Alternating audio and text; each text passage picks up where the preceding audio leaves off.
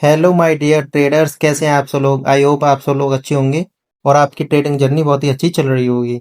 जैसे कि आपने थंबनेल में देख लिया होगा कि मार्केट में एम पैटर्न बन चुका है और मैंने एम पैटर्न के बारे में बताया है कि मार्केट अब यहाँ से सपोर्ट लेगा या मार्केट अपसाइड की तरफ जाएगा।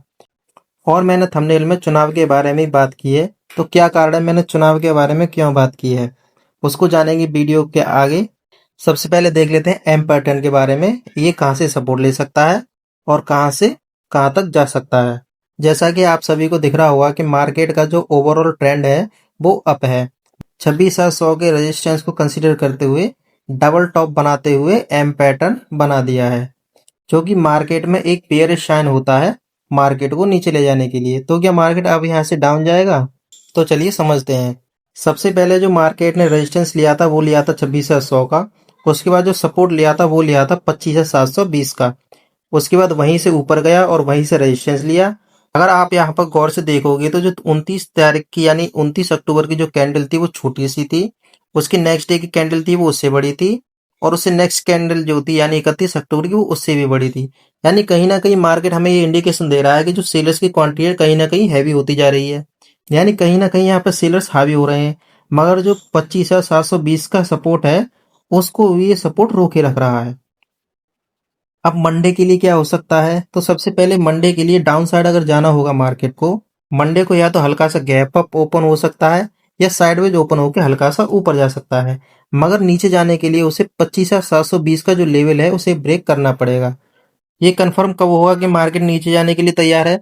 तो सबसे पहले 25,720 का जो सपोर्ट है उसको ब्रेक करने दीजिए। अगर निफ्टी 25,700 के लेवल को ब्रेक करने के बाद इसको रेजिस्टेंस कंसीडर करता है और उसके बाद नीचे को जाता है, यानी जो इसका पहला सपोर्ट था 25,720 वो अब रेजिस्टेंस का काम करेगा। यहाँ से अगर नीचे आएगा तो थोड़ा सा शार्प मूव देखने को मिल सकता है। अभी कहाँ तक जा सकता है अगर 25,720 के लेवल को ब्रेक करेगा? तो सबसे पहले जो इसका सपोर्ट का काम करेगा वो करेगा 25,620 का। उसके बाद 25,500 और उसका जो नेक्स्ट सपोर्ट जो होगा वो होगा 25,400 का, जो कि इसका एक गैप एरिया भी है और इसका एक 50% एरिया भी है। चलिए मैं इसे आपको जूम आउट करके दिखाता हूँ। अगर आप फिबोनाची रिट्रेसमेंट से इसे मेजरमेंट करोगे तो लो टू हाई जब नापोगे तो इसका 50% एरिया आएगा। जैसा कि देख सकते हैं आप 25,400 का जो है ये 50% एरिया है। और अब ये इंपॉर्टेंट सपोर्ट का काम क्यों करेगा? सबसे पहले यहाँ से इसने रेजिस्टेंस लिया था जो कि एक सपोर्ट का काम करेगा और यहाँ से एक इसका गैप एरिया भी है। यानी मार्केट की प्रोबेबिलिटी हाई है कि मार्केट अपने 25,400 के लेवल के पास तक आ सकता है अगर अपने 25,720 के लेवल को ब्रेक करेगा तब। अगर निफ्टी अपने 25,720 के लेवल से सपोर्ट ले लेता है तो फिर क्या हो सकता है? तो वनडे के चार्ट फ्रेम पे आप एक दिन की जो कैंडल है उसे क्लोज हो जाने दीजिए।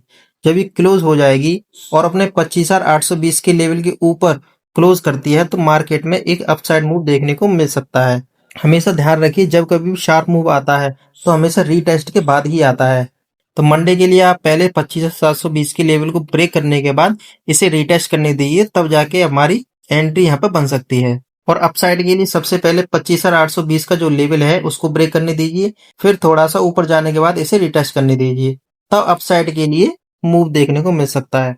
मगर हाई चांसेस है कि मार्केट में सीलिंग बनी हुई है जो कि एक एम पैटर्न है और एक बेरिशन होता है। अब मैं आपको चुनाव के बारे में बता देता हूँ कि मैंने चुनाव का जिक्र क्यों किया था।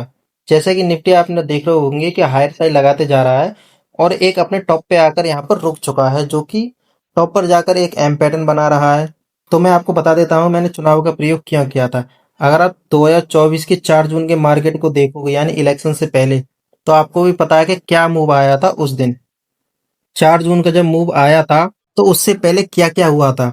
सबसे पहले बात करेंगे इंडिया विक्स की, जो कि आपको पता है इंडिया विक्स उस टाइम हाई तक था यानी 32 तक अपने पहुंच गया था। और अभी आप अगर इंडिया विक्स को देखोगे वो भी हल्के हल्के ऊपर जा रहा था, जो कि 8.5 या 9 के लगभग चल रहा था। आज वो 12 12.5 के पास चल रहा है, यानी कहीं ना कहीं 3 पॉइंट का उसमें उछाल आया है। अगर बात करूं मैं बिहार इलेक्शन की, जो कि 6 तारीख और 11 तारीख को होने हैं, और इनका जो रिजल्ट आएगा वो आएगा 14 तारीख को। जिस दिन रिजल्ट आएगा उस दिन के मार्केट में भारी गिरावट देखने को मिल सकती है और या भारी उछाल देखने को मिल सकता है।